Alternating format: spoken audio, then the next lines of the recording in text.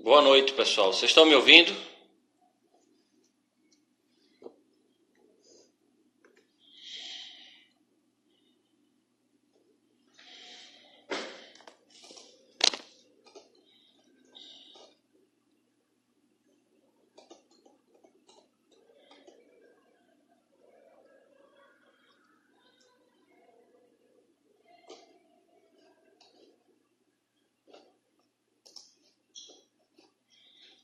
Como é que faz para fixar?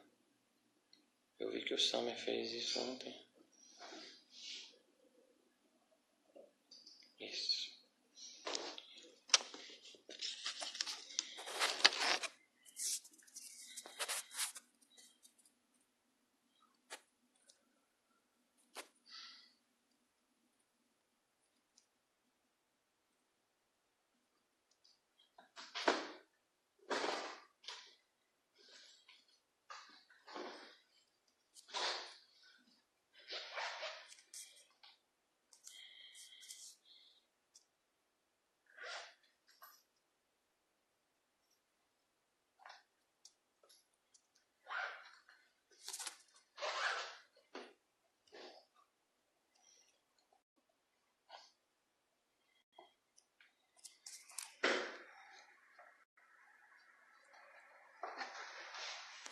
Eu estou tentando fixar aqui o comentário para deixar o assunto aqui.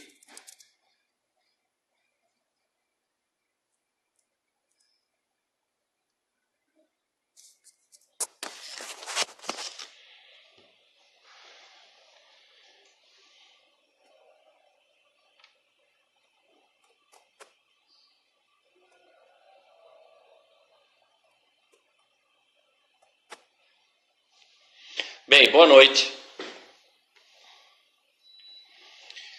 Vamos começar a live sobre Bitcoin e criptomoedas para tratar de como está a regulamentação jurídica desse tema hoje no Brasil, né?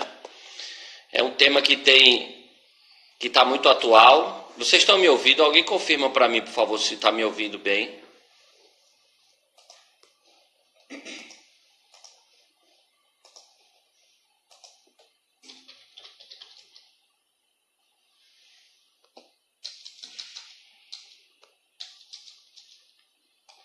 Tá ouvindo bem então, né?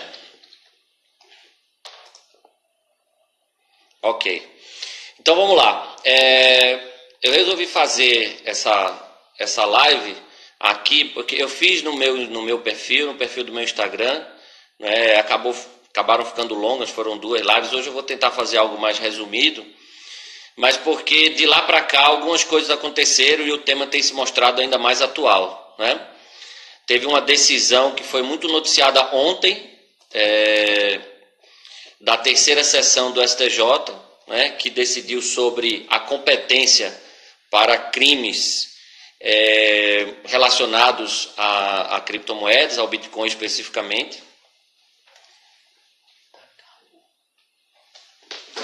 E teve uma decisão mais recente do STJ, da terceira turma do STJ, que foi muito noticiada também, relacionada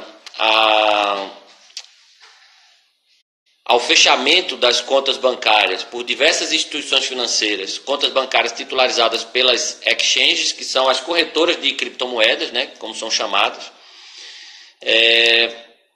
E, portanto, saiu recentemente uma consulta pública da Receita Federal sobre a edição de uma instrução normativa sobre criptomoedas, na verdade, sobre algumas informações que as exchanges e as pessoas que usam criptomoedas vão ter que começar a prestar periodicamente à Receita Federal.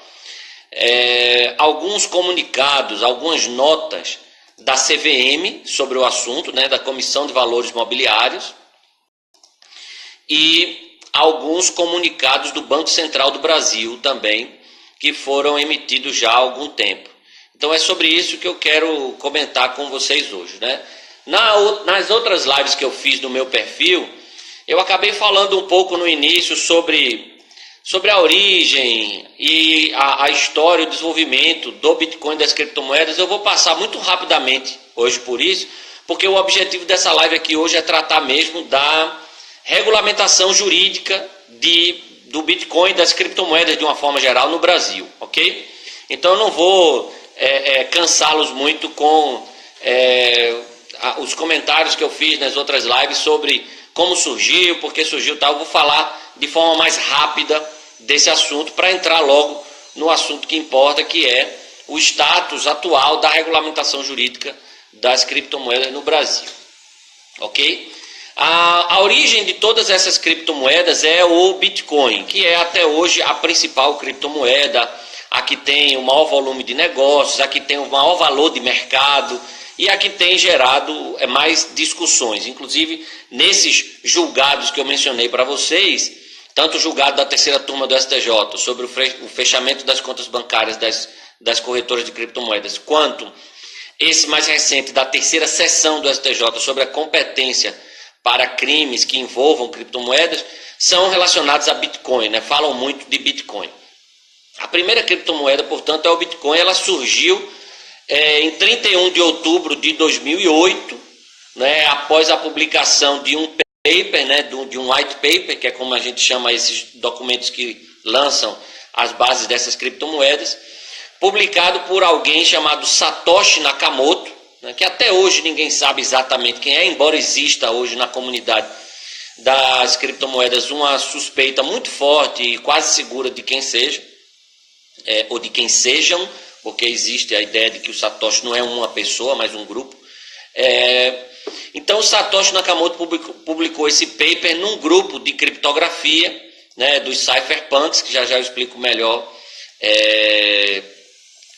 eu explico melhor quem era. Então, a partir daí começa a se desenvolver o Bitcoin, né?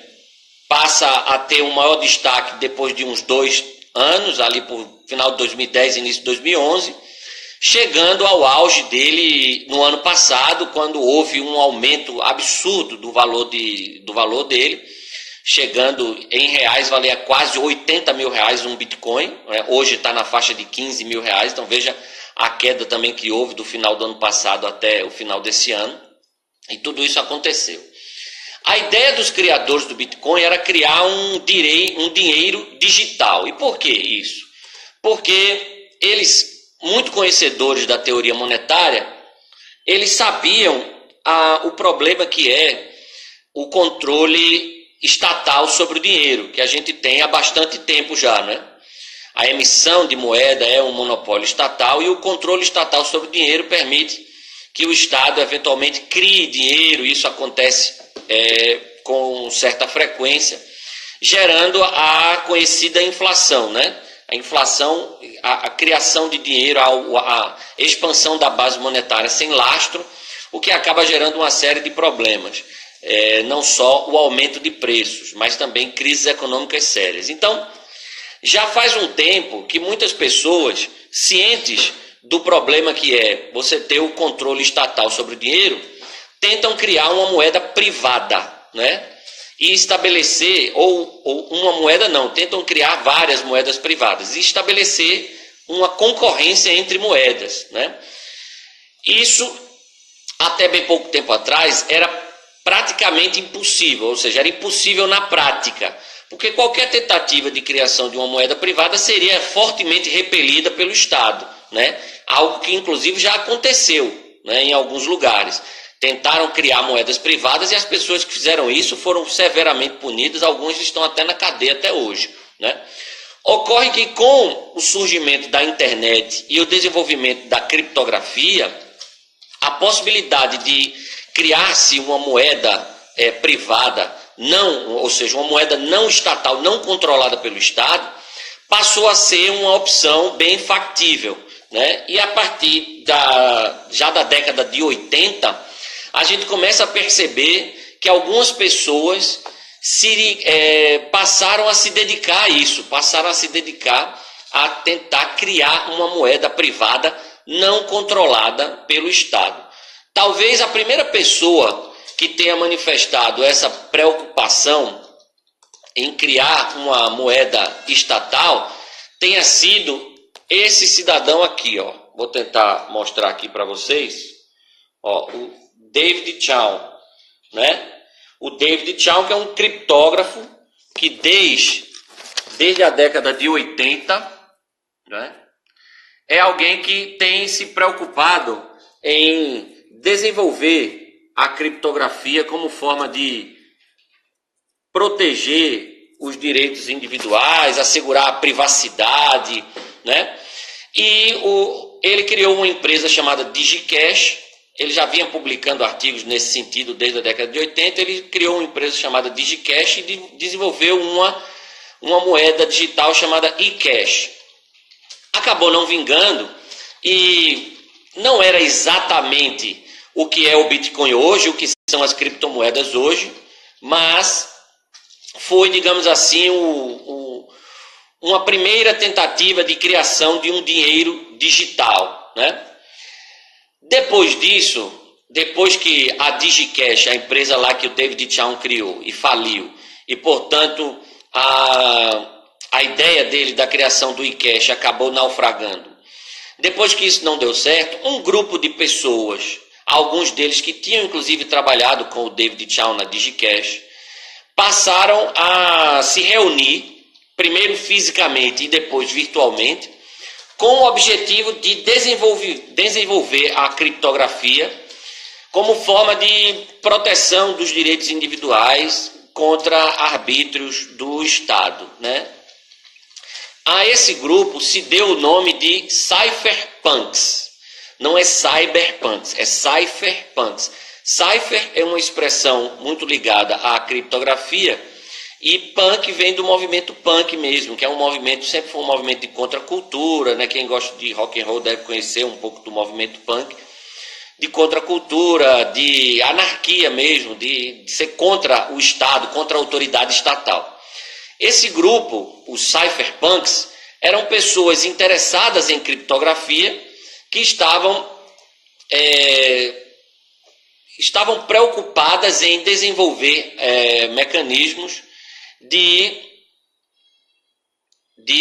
defesa dos direitos individuais frente a arbítrios estatais, né? Assim, os cypherpunks vão começar a desenvolver uma série de tentativas de criação de um dinheiro digital, né? Dentre essas preocupações dele, de uso da criptografia para proteger os cidadãos contra arbítrios estatais, estava constantemente a ideia de criar um dinheiro digital, não controlado pelo Estado, né?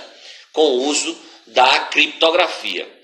Aí você vai ter, ali mais ou menos em 97, 98, o Eidai, que era um dos cypherpunks, lança na lista lá de discussões dele a ideia do que ele chamou de B-Money, que seria mais ou menos algo que depois desenvolvido se tornou o Bitcoin. Aliás, o próprio paper do Satoshi Nakamoto, que eu mencionei para vocês, que cria o Bitcoin, cita especificamente o trabalho do Eidai na criação do B-Money. Acabou que o B-Money nunca foi posto em prática, mas já era ali um embrião de uma criptomoeda, né? De uma moeda criptográfica, que usava criptografia e não era controlada pelo Estado, não submetida a nenhuma autoridade central.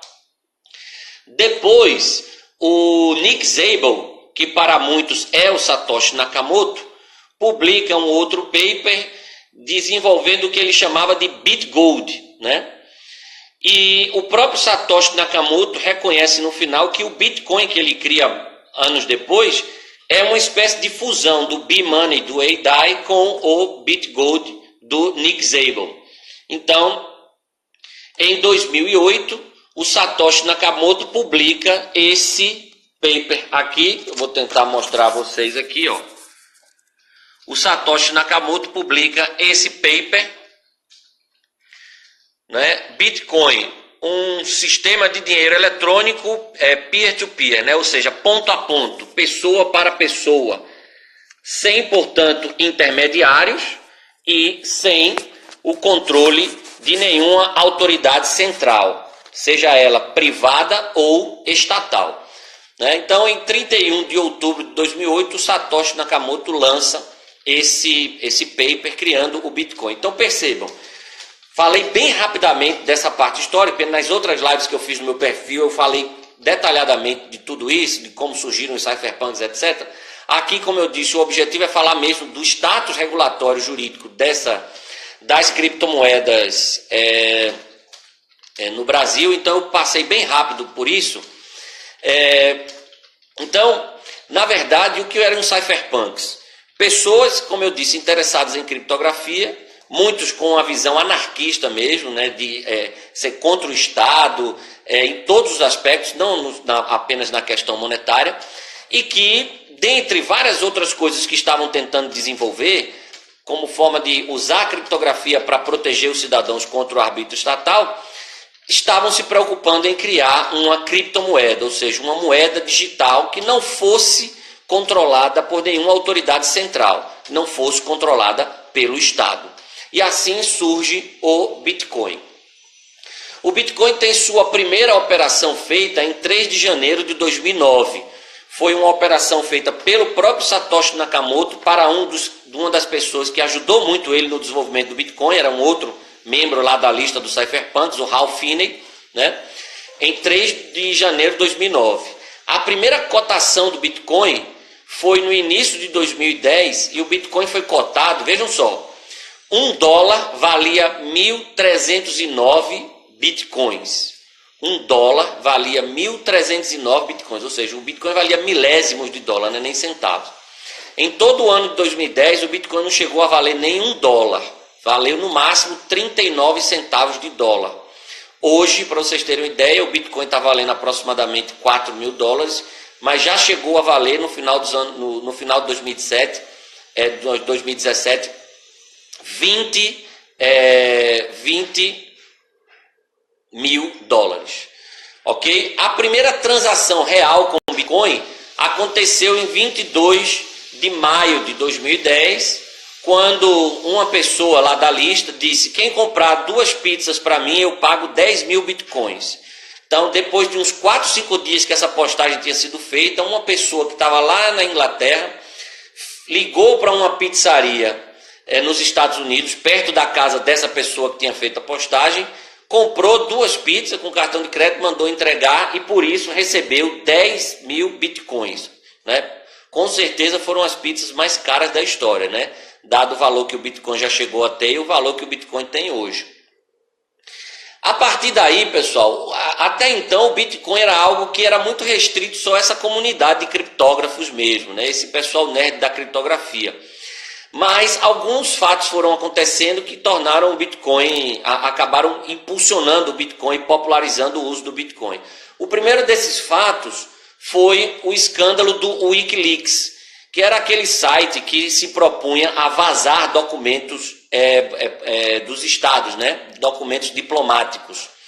E houve um escândalo muito grande do Wikileaks. O criador do Wikileaks era um cypherpunk, o Julian Assange, ele era um dos membros daquela lista de cypherpunks. E na época, então, como o governo americano proibiu ou incentivou Visa, Mastercard, vários bancos, PayPal e tal, a cortarem relações com o Wikileaks e, portanto, o Wikileaks ficou sem ter como receber doações, sem ter como receber dinheiro pelas vias normais, pelo sistema financeiro, pelos cartões de crédito, PayPal, etc., eles tiveram que investir em Bitcoin, né? E isso deu um impulso muito grande. O Bitcoin passou a ser usado para fazer doações ao Wikileaks, etc. Isso acabou sendo o primeiro fato que impulsionou o uso do Bitcoin. Isso ali ainda final de 2010, início de 2011. Depois teve o surgimento daquele site. Pessoal que tá, vocês, eu estou vendo as perguntas que alguns de vocês estão postando. Eu peço para vocês fazerem as perguntas mais para o final, porque muitas dessas perguntas que vocês podem fazer, já pode estar inclusive dentro do que eu quero falar durante a live. Então, guardem por favor essas perguntas para o final, que eu responderei elas, se elas não forem respondidas já durante o período da live aqui, beleza? Então, depois do escândalo do Wikileaks, nós tivemos o surgimento daquele site Silk Road, né, da Deep Web. Foi um site criado por um libertário americano, bem jovem, o Ross Ulbricht, que tinha 20 e poucos anos na época, que tinha o objetivo de ser um site onde você pudesse negociar tudo que você quisesse, absolutamente tudo, né? Ser um mercado livre mesmo. Então era um mercado, óbvio, que tinha muito comércio de drogas, comércio de armas, comércio de... ou seja, comércio de uma série de coisas que normalmente você não pode negociar, porque existem proibições estatais. E esse site usava basicamente o quê? Bitcoin como meio de pagamento. Porque o Bitcoin era um meio que permitia pagamentos anônimos, etc. E isso acabou dando um impulso grande ao Bitcoin. Outro fato que acabou dando impulso ao Bitcoin foi a crise do Chipre, né? O Chipre entrou em crise ali mais ou menos 2012, por ali, e uma crise bancária séria.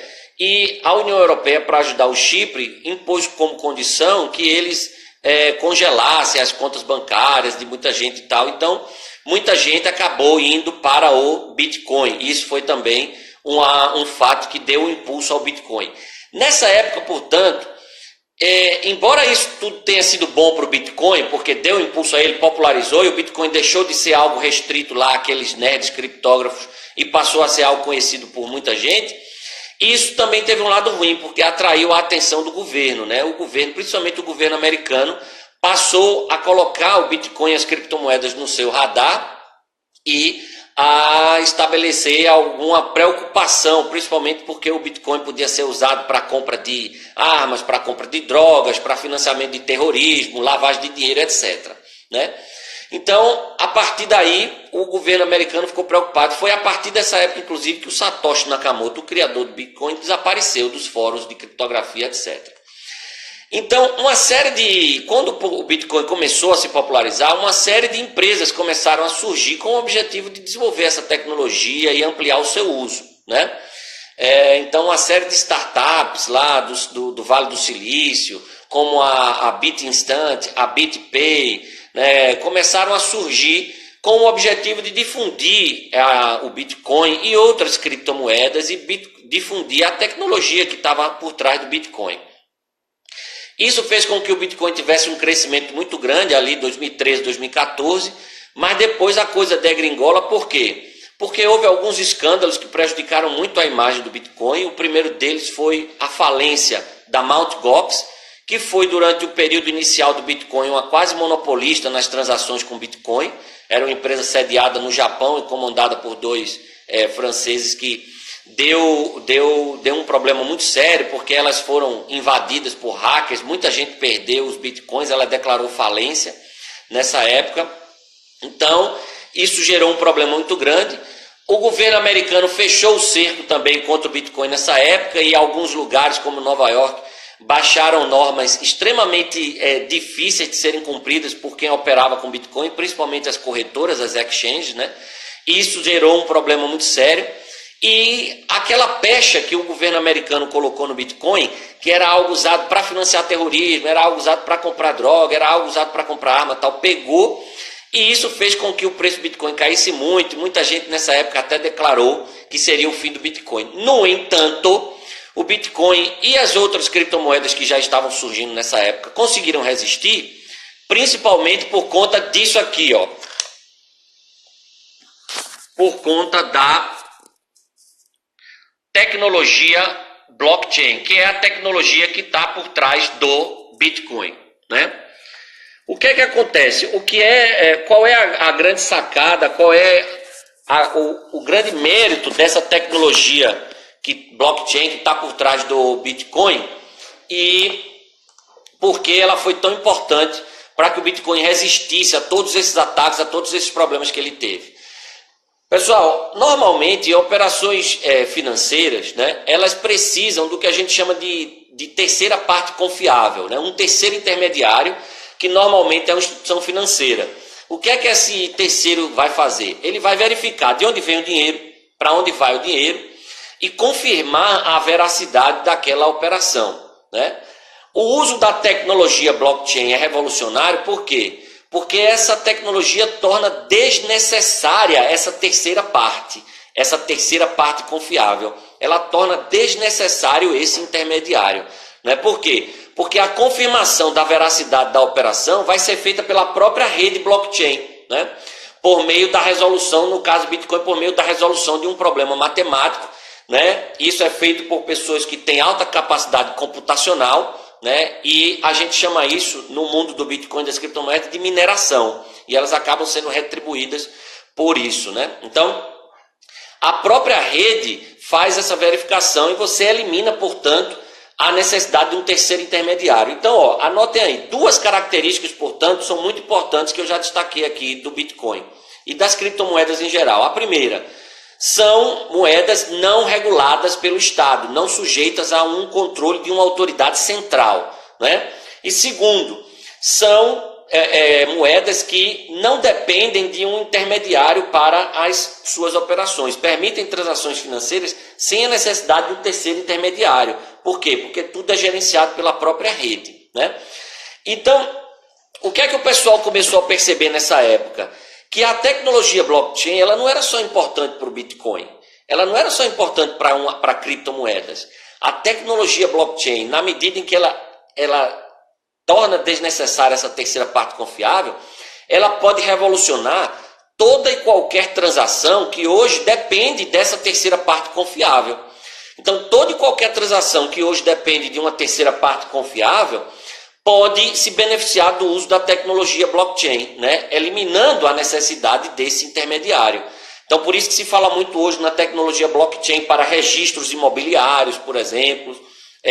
Fala-se no uso da tecnologia blockchain para os chamados smart contracts, né? Ou seja, os contratos inteligentes, aqueles contratos que são auto-executáveis, né? Não dependem de uma terceira parte, ou seja, um árbitro, um juiz, em caso de descumprimento para fazer valer aquele contrato. Então, a tecnologia blockchain mostrou essa sua funcionalidade e isso fez com que muita gente olhasse agora com bons olhos para o Bitcoin e para as criptomoedas, porque eles viram, opa, peraí, isso não é só algo que foi criado para permitir comprar droga, para comprar pornografia, para comprar armas, para financiar terrorismo, para lavar dinheiro, não, isso aí é algo legal, isso é algo que tem uma tecnologia por trás que pode ser muito interessante, que pode revolucionar uma série de setores da economia, né? Então o pessoal começou a olhar, o mercado começou a olhar para isso bem, até alguns reguladores, né, começaram a olhar para isso, opa, não, vamos lá, isso é uma nova tecnologia, isso pode ser muito bom. E assim o Bitcoin sobreviveu, né, e acabou impulsionando inclusive o uso, o surgimento de outras criptomoedas. Para vocês terem uma ideia, pessoal, hoje não existe uma criptomoeda só não, o Bitcoin, não existem duas, nem três, nem 10, nem 100 não. Existem milhares de criptomoedas, né? Milhares. Se vocês quiserem dar uma olhada, vocês podem entrar num site chamado CoinMarketCap. CoinMarketCap, tudo junto. CoinMarketCap. CoinMarketCap. Que é um site que dá em tempo real a cotação de todas essas criptomoedas. Vai baixando assim, vai passando o mouse para você ver a quantidade de criptomoedas que existem hoje. O Bitcoin continua sendo a mais famosa, a mais conhecida, a mais usada, a mais valorizada, etc. Mas existem outras criptomoedas hoje que já são até bem conhecidas. Ethereum, Monero, Bitcoin Cash, Dash, Ripple, IOTA, Nano e tantas outras criptomoedas, Decred e tantas outras criptomoedas, né? Existem, como eu disse, milhares de criptomoedas. Quais são as principais características do Bitcoin e também de muitas dessas outras criptomoedas? Primeiro, é baseado em criptografia, portanto, é bastante seguro. Segundo, é descentralizado. Essa é uma das principais características, ok? São moedas ou são ativos, como você queira chamar, descentralizados, isto é, não estão sujeitos ao controle de uma autoridade central, seja ela privada ou estatal, né? Terceiro, são moedas, são ativos que são negociáveis ponto a ponto, né? Como disse o Satoshi lá no título do paper dele, peer-to-peer, ou seja, permitem negociação de pessoa para pessoa, sem a necessidade de um intermediário. Essas duas últimas características que eu mencionei, para mim, são as mais importantes. A descentralização e o fato de ser ponto a ponto, eliminando a necessidade de uma terceira parte confiável, de um intermediário. Terceiro, são escassos, né? Existe um número, que a ideia do Bitcoin e das criptomoedas de uma forma geral, pessoal, é ser uma moeda. E uma das principais características para uma moeda cumprir o seu papel, né, e quem conhece um pouco de história monetária sabe, e de teoria monetária sabe, que as primeiras moedas eram mercadorias que, por terem certas características, eram aceitas como meio de troca indireta. E uma das principais características que uma mercadoria tem que ter para ser uma boa moeda é a escassez, né? É algo que tem que ser escasso. Por exemplo, ouro e prata, que ao longo da história foram muito usados como moedas, são bens escassos. E quanto mais você encontra ouro, mais difícil se torna encontrar. O Bitcoin é assim também, e muitas outras criptomoedas são assim. Elas são escassas. E isso é controlado por meio de criptografia, né? De um algoritmo. No caso do Bitcoin, existem 21 milhões de Bitcoins que podem ser emitidos. Hoje a gente já tem em circulação 16, 17 milhões. E a expectativa é que só se chegue a esses 21 milhões lá em 2100 e tanto. Por quê? Porque quanto mais novos Bitcoins surgem, mais difícil fica você criar novos Bitcoins. Assim como quanto mais ouro você acha, mais difícil fica você achar mais ouro. Mais difícil e mais caro, mais custoso, mais trabalhoso, etc. Então, outra característica, o Bitcoin e essas outras criptomoedas o Bitcoin é escasso, beleza? Outra coisa, é global. O Bitcoin não tem fronteira, né? E essas outras criptomoedas também não. Então você pode fazer uma operação com Bitcoin aqui do Brasil para a China sem problema nenhum, né? O Bitcoin é global.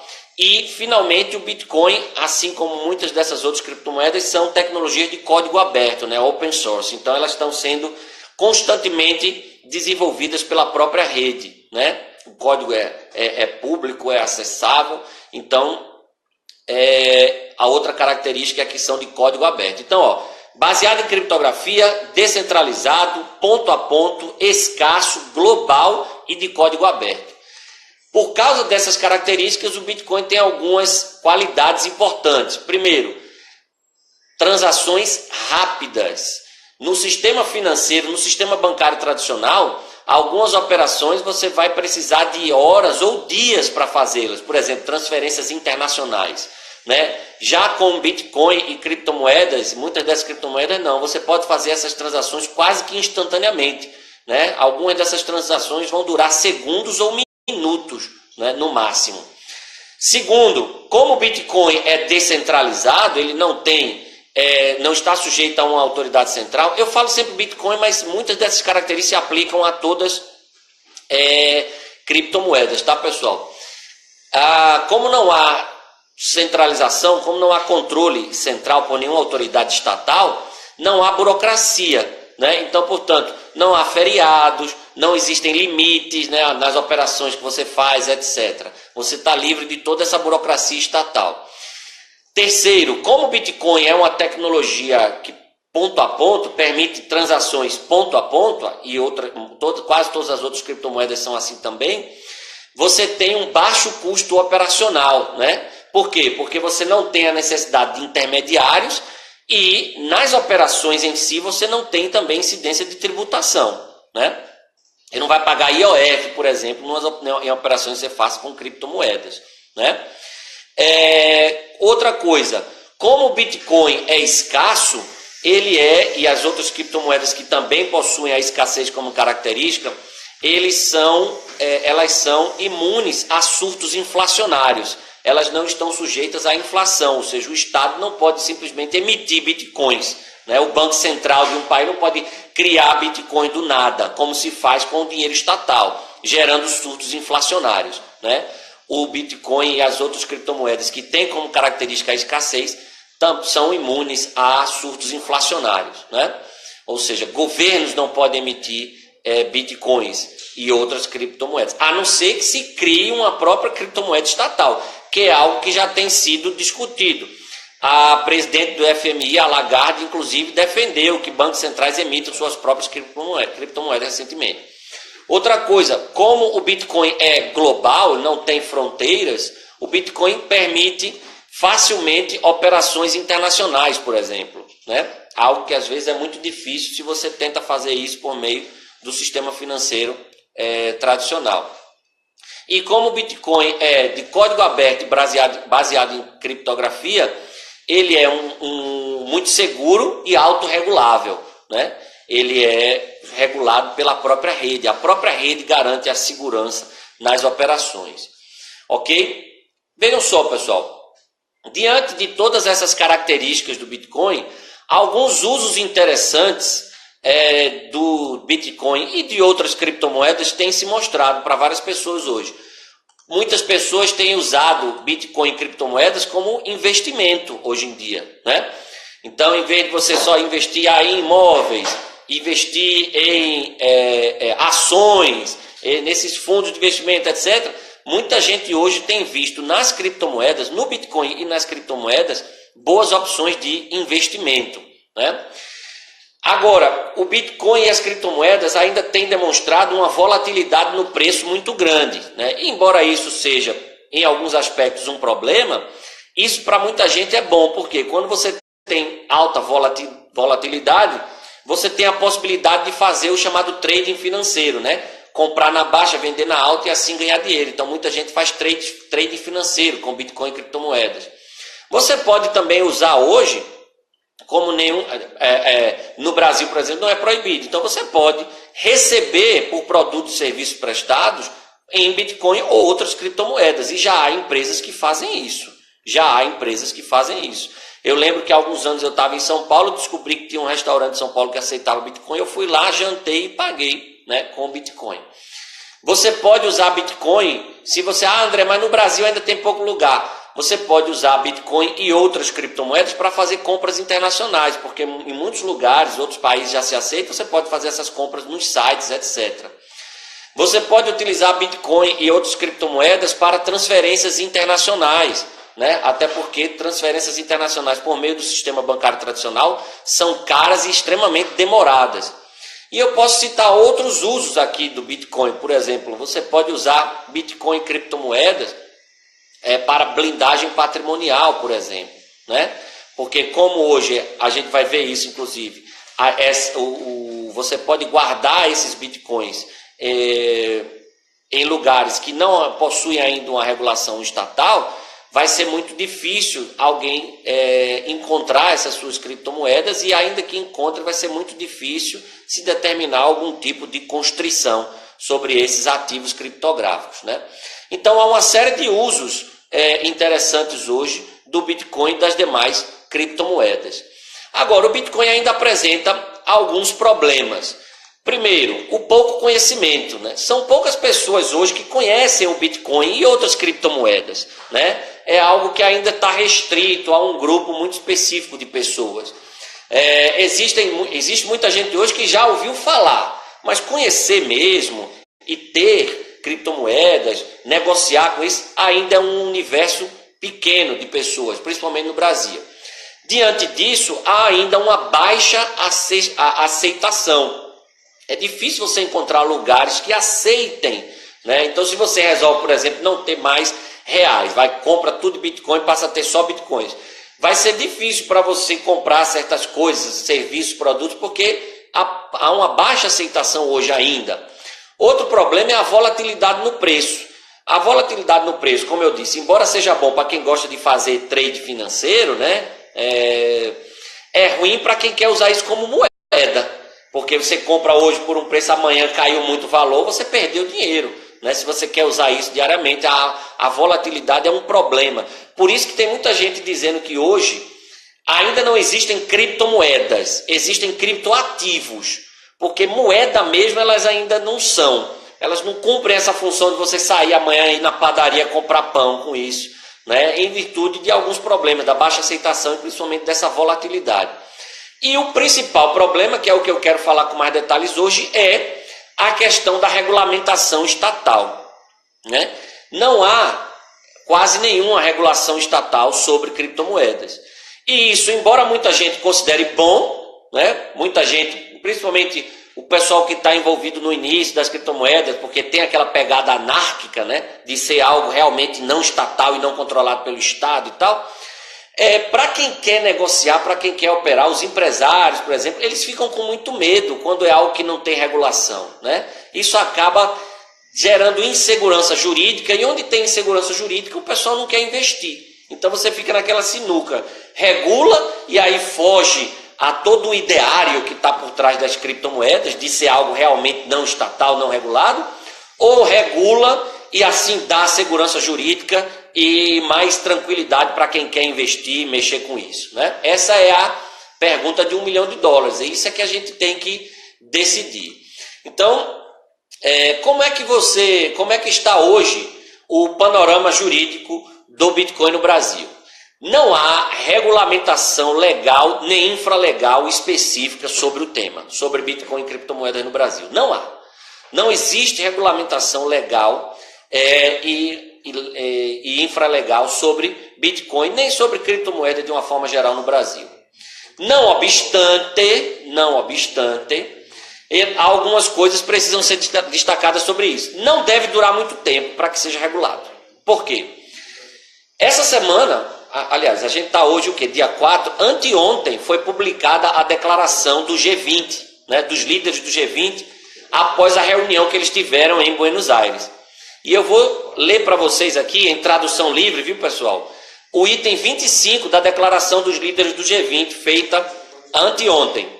Esperamos ter um progresso contínuo em obter intermediações financeiras não bancárias resilientes, né? Ou seja, dizendo que vão apoiar, né, iniciativas não bancárias e tal. Vamos intensificar os esforços para garantir que os potenciais benefícios da tecnologia no setor financeiro possam ser realizados enquanto os seus riscos são mitigados. E aí é que vem. Regulamentaremos os criptoativos para combater a lavagem de dinheiro e atacar o financiamento do terrorismo, em conformidade com as normas do GAFI.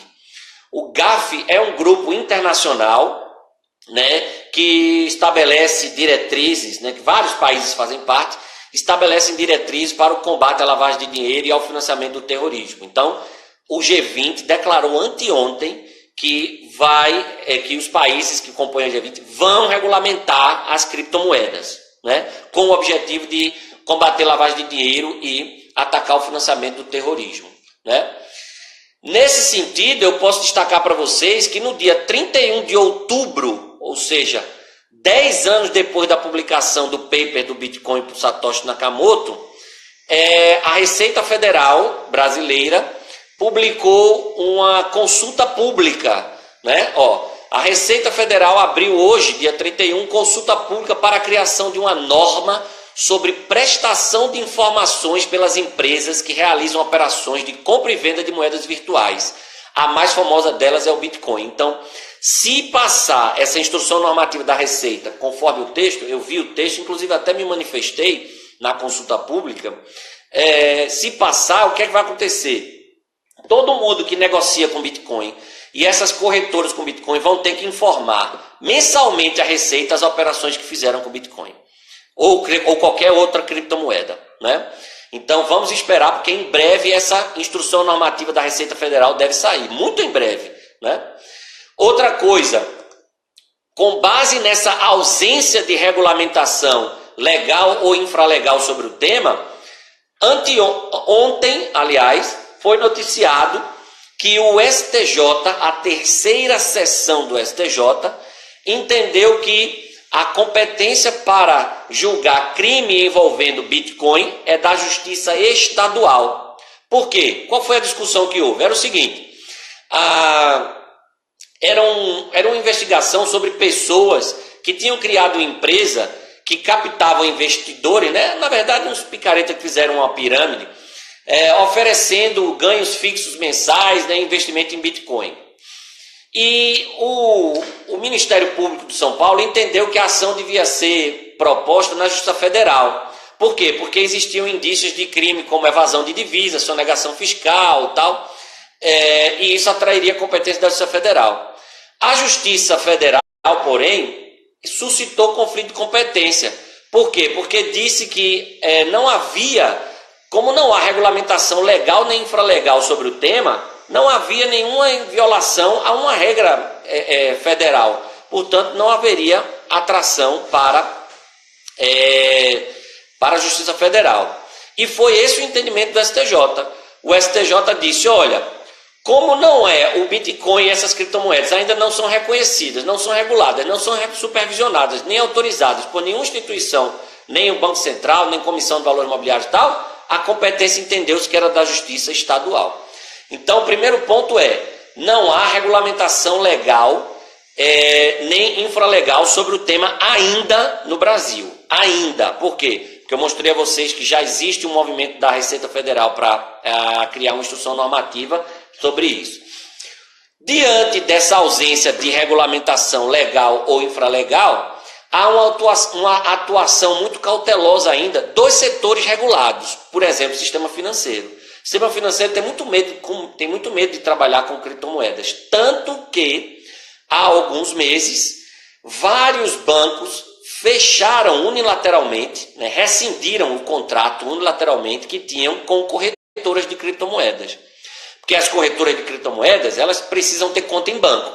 Porque elas negociam criptomoedas, mas elas recebem, às vezes, por exemplo, quando elas vão vender criptomoedas, elas recebem muitas vezes em dinheiro. E elas tinham, portanto, contas em bancos. E os bancos fecharam as contas delas unilateralmente. Essas empresas entraram na justiça, reclamando. Mas o STJ julgou, a terceira turma do STJ julgou isso e disse que era legal, era legítimo o fechamento unilateral das contas das corretoras pelos bancos, né? É verdade que essa discussão ainda não acabou. Por quê? Porque o STJ julgou a questão estritamente sobre o âmbito do direito privado, dizendo o seguinte, olha pessoal, ninguém é obrigado a contratar com ninguém. Então se o banco não quer mais ter um contrato de conta corrente com essas corretoras, ele não pode ser obrigado a contratar. No entanto,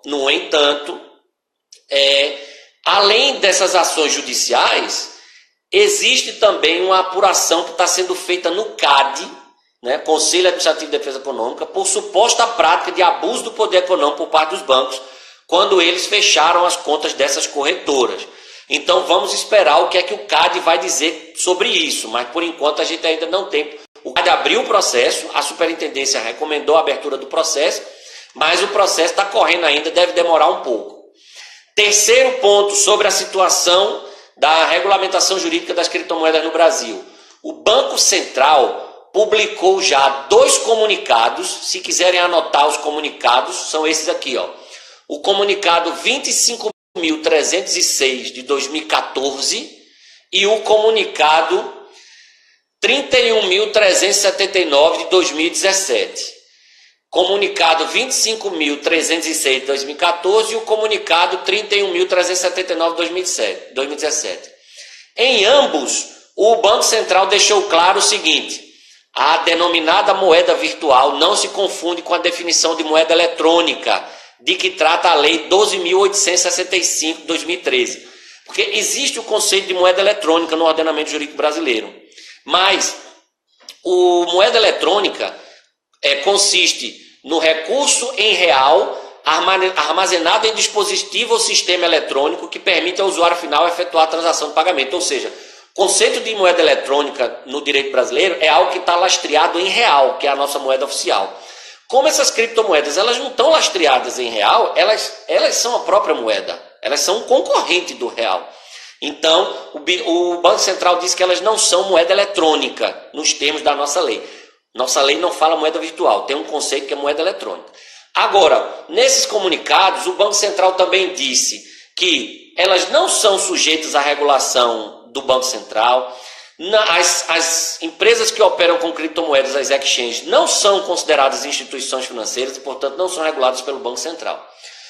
Eram tantas as perguntas que o Banco Central do Brasil publicou um FAQ, aquele que é a sigla para perguntas frequentes, Então, o Banco Central fez um FAQ e publicou esses 2 comunicados. Basicamente, ele diz que não é moeda eletrônica nos termos da nossa lei, não são reguladas pelo Banco Central ainda e as exchanges, as corretoras, não são consideradas instituições financeiras, portanto, não são reguladas pelo Banco Central. Outra coisa, quarta coisa sobre a situação da regulamentação jurídica dessas criptomoedas no Brasil. A Receita Federal caracteriza as criptomoedas como ativos financeiros. Isso está dito na pergunta 447 e na pergunta 607 daquele manual do imposto de renda, né? Daquele guia de perguntas e respostas do imposto de renda. No item 447, a Receita Federal diz o seguinte: as moedas virtuais devem ser declaradas? Sim. As moedas virtuais, bitcoins, por exemplo, muito embora não sejam consideradas como moeda nos termos do marco regulatório atual, não são moeda eletrônica, como eu disse a vocês, devem ser declaradas na ficha bens e direitos como outros bens, uma vez que podem ser equiparadas a um ativo financeiro. Então a Receita Federal considera o Bitcoin ativo financeiro e diz que deve declarar na declaração de imposto de renda. E devem ser tributadas, né, se as operações superarem R$35 mil mensais, e devem ser tributadas, essas negociações devem ser tributadas à alíquota de 15% como ganho de capital. É a pergunta 607. Os ganhos obtidos com alienação de moedas virtuais são tributados? Os ganhos obtidos com alienação de moedas virtuais, bitcoins, por exemplo, cujo total alienado no mês seja superior a R$35 mil, são tributados a título de ganho de capital a uma alíquota de 15%. E o recolhimento do imposto sobre renda deve ser feito até o último dia útil do mês seguinte ao da transação. Então, resumindo, a Receita Federal considera o Bitcoin e outras criptomoedas ativos financeiros, diz que deve declarar no imposto de renda, e se forem negociados e essas negociações superarem 35 mil por mês, devem ser tributados como ganho de capital a uma alíquota de 15%. Beleza? O que mais? Existe um projeto de lei na Câmara, é o projeto de lei 2303 de 2015. Projeto de lei 2303 de 2015. O projeto é de autoria do deputado Áureo, do Solidariedade do Rio de Janeiro, e em princípio esse projeto tinha só 2 artigos.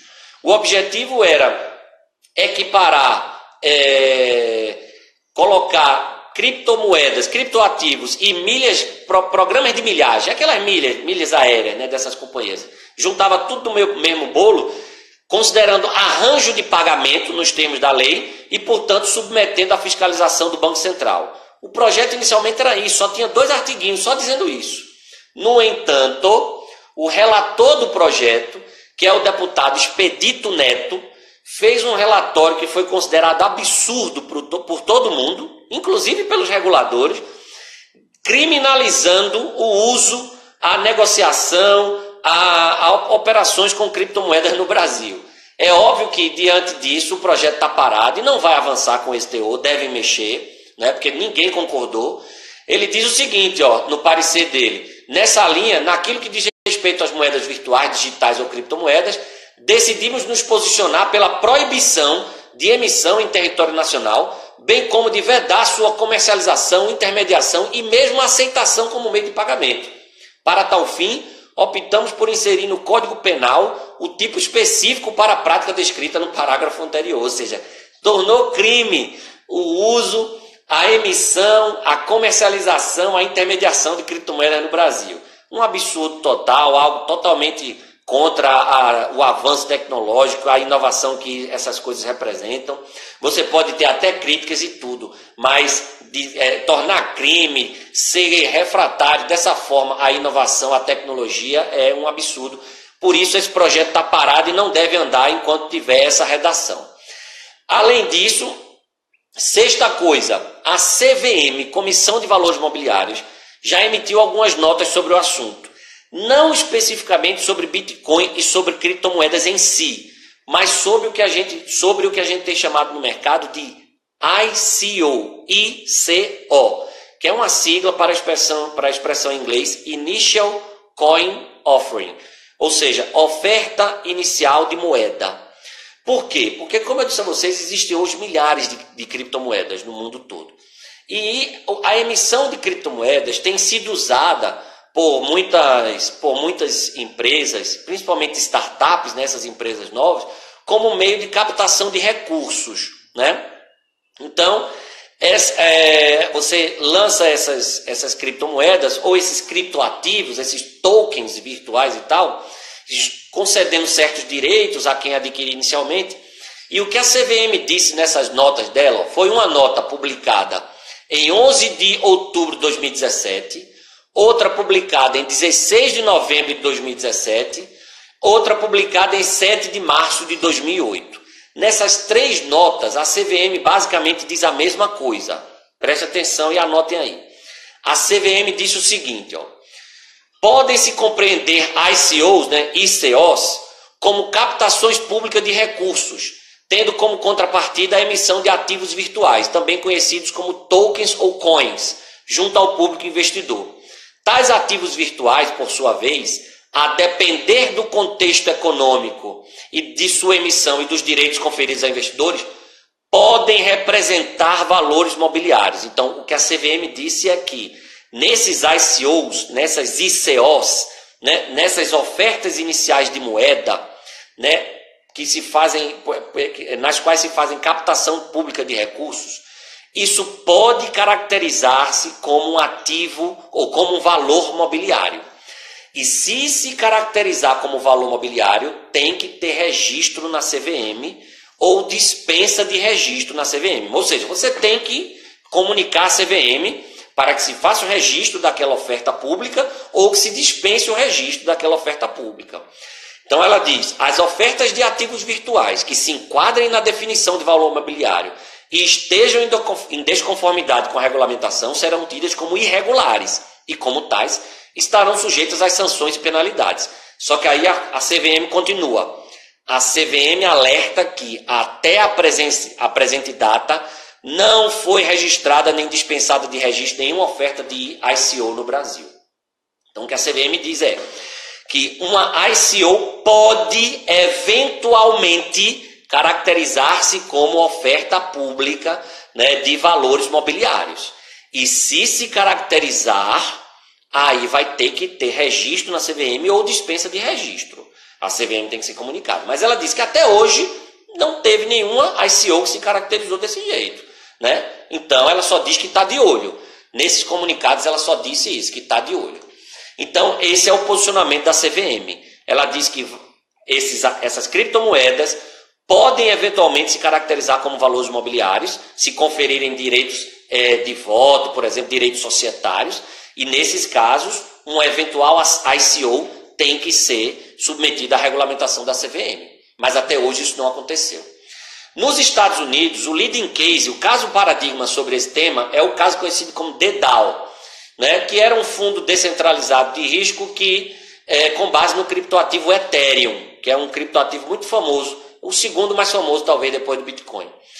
Só que essa operação, esse ICO da DDAO, deu um maior rolo, porque houve um ataque de hackers que roubaram 600 milhões de dólares, foram arrecadados 150 milhões no ICO, mas depois 60 milhões de dólares sumiram, deu um maior rolo. E depois aí a CVM americana, que é a SEC, a SEC, a Securities Exchange Commission, a SEC fiscalizou e investigou e verificou que naquele ICO, os tokens que foram distribuídos no ICO conferiam direito de participação na empresa, direito de voto, ou seja, aquilo podia ser caracterizado como uma oferta pública de valores mobiliários.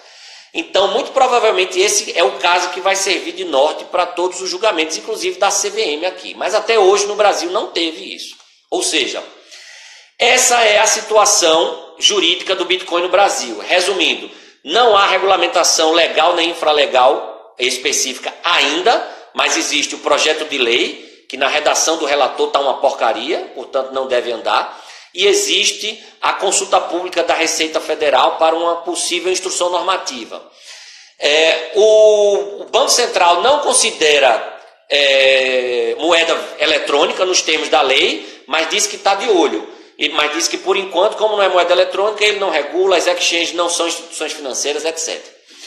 A Receita Federal diz que é ativo financeiro, que deve declarar no imposto de renda, e se as negociações superarem 35 mil por mês, devem ser tributadas como ganho de capital a uma alíquota de 15%. A CVM diz que, pessoal, faltam 23 segundos aqui para terminar. Eu vou fazer o seguinte, eu vou encerrar e começar um outro vídeo curtinho de 2 minutos só para terminar a ideia, para não cortar, beleza?